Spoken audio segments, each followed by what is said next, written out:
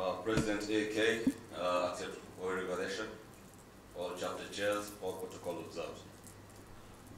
It's been a, I think, intense couple of days, I think both from a learning perspective, both from a social perspective as well. People getting to catch up, importantly, and as well get some knowledge as well out of this.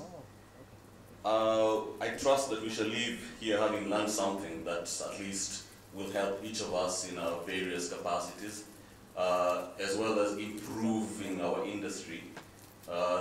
Seeing that our industry is one of the drivers for growth in the country, so it's best that it's managed, run in a professional manner, that we can benchmark against the best in the world. One good thing about Kenyans is that we're very, for lack of a better word, ballsy. We like to benchmark against the best, and I think AK should be at the forefront of this. So, what we're going to do is we'll quickly go through what we learned in the last 2 days, the detailed presentations and reports from the various speakers will be available on the AK website. You could download them, review them, study them. The speakers' contacts are also on there, so you can also get in touch with them if you've got more questions on the various topics. What we'll try and do is just capture the essence of each session and then open that up to a bit of discussions from you, and then hopefully from this map a way forward that can be adapted by the association for action.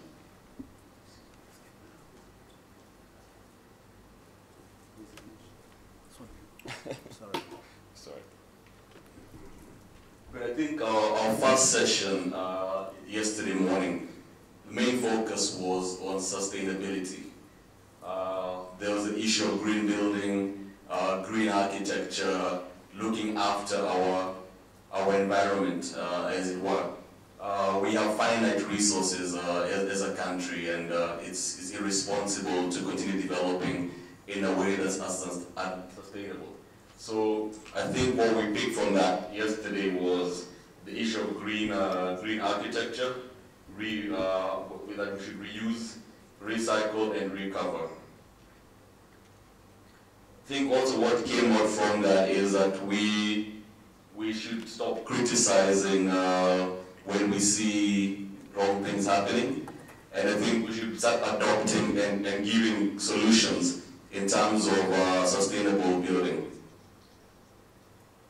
We also learned that from one of the presentations that it's time that we start considering alternative technologies, alternative source of materials. I think looking at where you are, where you're based, look at what materials you can make use of to have less impact on our ecology. So moving forward from that is just how do we incorporate some of the things that we were talking about yesterday.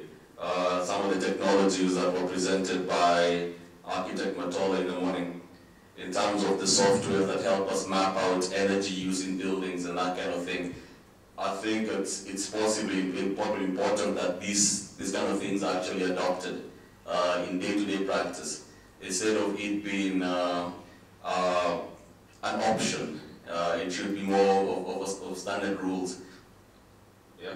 The other one is how do we moving forward tackle the effect of most of our developments on our ecosystems. I think most of us are coming to the realization that continued economic drive cannot supersede the need to maintain and sustain our ecosystems. The second presentation, which I found quite informative, was how do we maintain and sustain some of the buildings, beautiful buildings with good heritage value, good architectural value for future generations.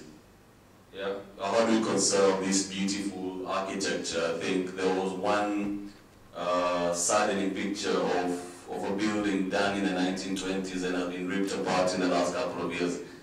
I think it also makes some economic sense to maintain these buildings. I think a couple of us have had a chance to do a bit of travel, and we usually end up at what they call monumental buildings. And one such building you'll find with more than 10,000 visitors in a month.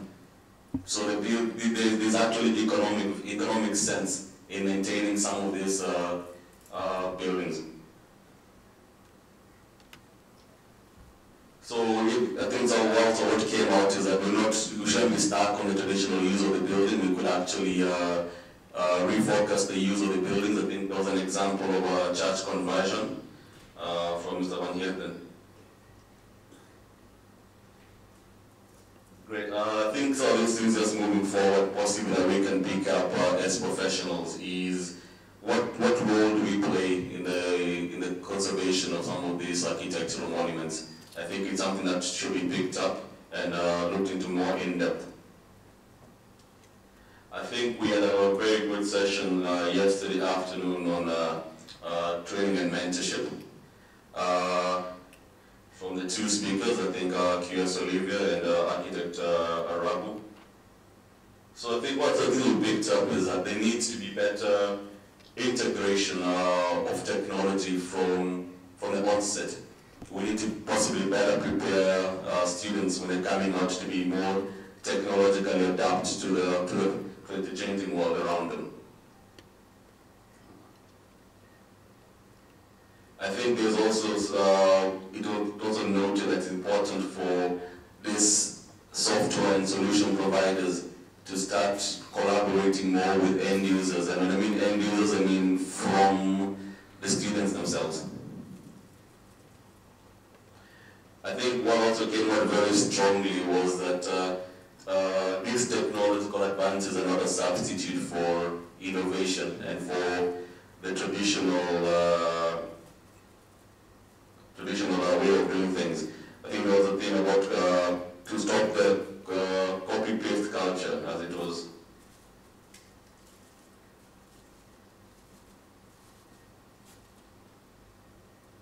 I think that's what I think moving forward is just how we fully adapt digital working spaces. I think we were challenged yesterday that some of our websites also are not even updated as often as they should be. Yeah. Secondly is, I think, how do we map out all these processes that happen within our various fields such that it doesn't matter whether there's advances in software, but once the students are better prepared in terms of mapping different processes, they will be able to adapt very easily to different versions of softwares. I think this morning, I think we had a very good talk on a collaboration. I think we're living in the times where projects are becoming very, very, very multifaceted. I think it's no longer a one-man show kind of thing. I think projects are being multifaceted, multidisciplines required.